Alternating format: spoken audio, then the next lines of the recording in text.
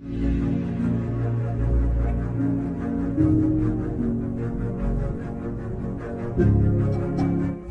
के वैज्ञानिकों ने दबाया चंद्रयान-3 का आखिरी बटन। चंद्रयान-3 उतरने लगा चांद की धरती पर। 17 अगस्त के दिन जब सारे लोग सो रहे थे, तभी इसरो के वैज्ञानिक चंद्रयान पर नजर गड़ाए बैठे थे। करीब आधी रात में दबाया आखिरी बटन, जिसे देख भारत के खिलाफ षड्यंत्र रचने वाला चीन भी हुआ हैरान।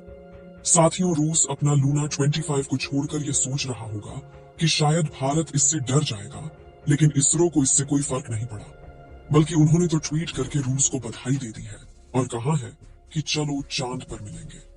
जहां चंद्रयान-3 इस वक्त चांद की कक्षा में परिक्रमा कर रहा है, और अब बड़ी खबर यह है कि 17 अगस्त के दिन भारतीय स्पेस एजेंसी ने हमारे इस बाहुबली स्पेसक्राफ्ट का आखिरी बटन दबा दिया है, जिससे चंद्रयान-3 से चांद की यात्रा में 2 बड़े बदलाव होंगे।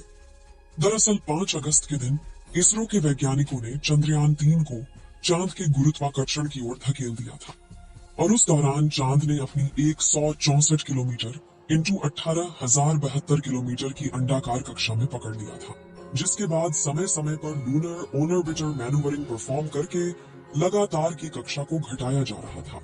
और अब 16 अगस्त के दिन चंद्रयान-3 के अंडाकार कक्षा को घटाकर इसे 100 किलोमीटर इंटू 100 किलोमीटर की गोलाकार कक्षा में भेजा गया। यह प्रक्रिया डी ऑर्बिटिंग के नाम से जानी जाती है, और इसरो के वैज्ञानिक इसे चांद की 5वीं ऑर्बिट में कर दिए हैं। जब यह चांद की सतह से पूरे 100 किलोमीटर की ऊंचाई पर पहुंचा, तो 100 किलोमीटर की कक्षा पकड़ने की यह प्रक्रिया इतनी अहम इसलिए है क्योंकि किसी भी घूमती हुई चीज को उसके अंडाकार रास्ते में से निकालकर गोलाकार रास्ते में रखने के लिए सही रफ्तार और अक्ल की जरूरत पड़ती है। और जैसा कि आप जानते हैं कि चांद की कक्षा में चंद्रयान-3 का प्रोपल्शन मॉड्यूल कई सालों तक लगातार घूमता रहेगा। इसलिए अगर एंगल 1 डिग्री भी इधर उधर हो गया तो प्रोपल्शन मॉड्यूल हर चक्कर में चांद से दूर चला जाएगा, और एक समय ऐसा आएगा जब ये चांद के गुरुत्वाकर्षण से निकलकर डीप स्पेस में खो जाएगा, और इससे मिशन फेल भी हो सकता है। इसलिए इसरो के वैज्ञानिकों ने इस प्रोसेस के लिए तगड़ी प्लानिंग किया था। 16 अगस्त के दिन चंद्रयान-3 के इंजन का बटन दबाया गया, जिससे इंजन अलग होकर सुबह 8:38 से 8:39 के बीच में 5वीं कक्षा बदल चुका है। 100 इंटू 100 किलोमीटर की ऑर्बिट होगी। ध्यान देने वाली बात तो यह है कि इस प्रोसेस के सभी स्टेप पहले से ही चंद्रयान-3 के आर्टिफिशियल इंटेलिजेंस सॉफ्टवेयर में फिट कर दिए गए हैं। यानी अगर धरती से कोई चूक हो भी जाती है तो आर्टिफिशियल इंटेलिजेंस इसे अपने आप ही ठीक कर लेगा। दोस्तों, यह काम कितना मुश्किल है, आप उसका अंदाजा इसी बात से लगा सकते हैं कि रूस का लूना 25 स्पेसक्राफ्ट 16 अगस्त के दिन चांद की कक्षा में पहुंच गया है। यानी धरती से चांद की पहली कक्षा तक के सफर को चुटकियों में करने वाला रूस चांद की पहली और 5वीं ऑर्बिट तक पहुंचने के लिए रूस का लूना अगले 5 से 6 दिनों तक चक्कर काटता रहेगा। अब चंद्रयान-3 की बात करें तो आज 16 अगस्त के दिन 100 किलोमीटर के ऑर्बिट में धमाकेदार एंट्री करने के बाद हमारा चंद्रयान कक्षा में कुछ दिन आराम से चक्कर लगाएगा। लेकिन उससे पहले 17 अगस्त को इसी कक्षा में चक्कर लगाते हुए चंद्रयान-3 का प्रोपल्शन मॉड्यूल इसके लैंडर मॉड्यूल से अलग हो गया।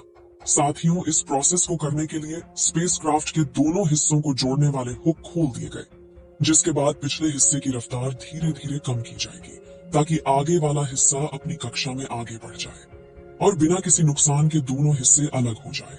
इसके बाद चंद्रयान-3 का लैंडर और प्रोपल्शन मॉड्यूल दोनों ही चांद के 100 किलोमीटर की कक्षा में अलग अलग घूमते रहेंगे।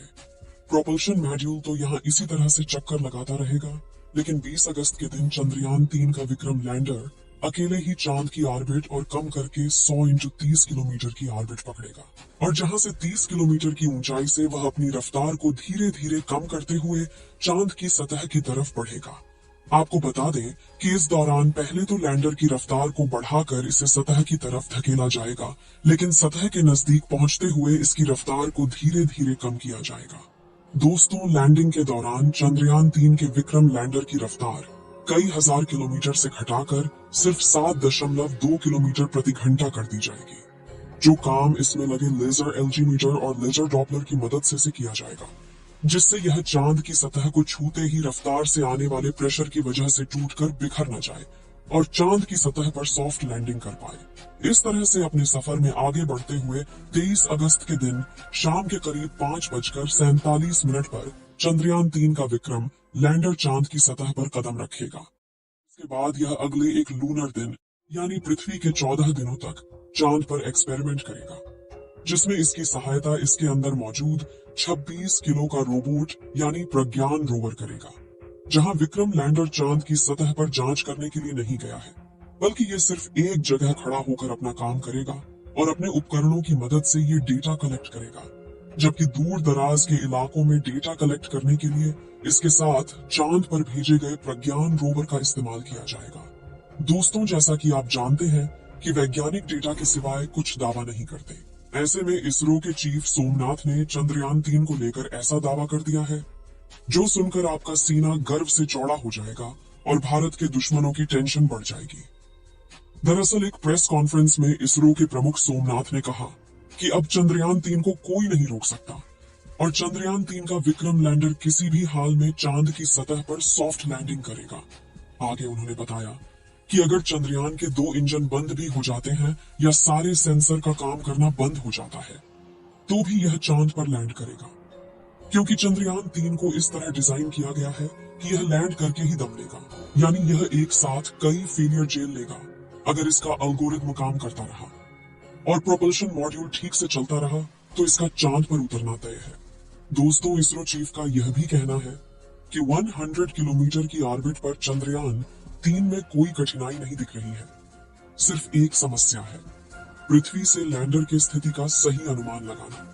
इसका सही माप लगाना बहुत महत्वपूर्ण है।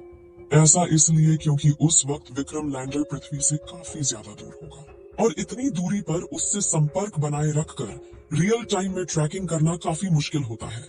दरअसल साउथ पोल चांद के डार्क साइड में आता है, जहां सिग्नल ब्रेक होना एक आम बात है और सिग्नल टूटने पर यान गड़बड़ा जाता है। साथ ही उसी वजह से पिछले मून मिशन यानी चंद्रयान-2 में चांद की सतह से 2.1 किलोमीटर की ऊंचाई पर इसरो के चंद्रयान-2 से संपर्क टूट गया था और वह चांद की सतह पर क्रैश लैंड कर गया था। हालांकि इस बार इसरो ने चंद्रयान-3 के लिए एक्सपोर्ट ब्रेन डिजाइन किया है, जहां विक्रम लैंडर के अंदर लगा आर्टिफिशियल इंटेलिजेंस दिमाग यानी सॉफ्टवेयर इतना ज्यादा पावरफुल है कि वह अपने आप ही इसके अंदर लगे सेंसर और चांद के चक्कर लगा रहे। चंद्रयान-3 के ऑर्बिटर में मौजूद दिमाग को इस्तेमाल करके लैंडिंग के लिए निर्णय ले लेगा। यानी हम यह कह सकते हैं कि इस बार इस चंद्रयान को कोई माई का लाल भी नहीं रोक सकता है और चंद्रयान मिशन की सफलता के चांसेस पूरे 100% है। इस मिशन के सफल होने की दुआएं आप कमेंट बॉक्स में करते रहें। चलिए दोस्तों, इस वीडियो को यहीं पर खत्म करते हैं। इस वीडियो को एक लाइक जरूर करें और अपने मित्रों तक इस वीडियो को शेयर करें ताकि उन्हें भी जानकारी मिल सके और अपने भरोसेमंद चैनल को सब्सक्राइब जरूर करें और बेल आइकन को ऑल पर सिलेक्ट करना बिल्कुल ना भूलें। मिलते हैं किसी और नॉलेजेबल वीडियो के साथ। वीडियो को अंत तक देखने के लिए धन्यवाद।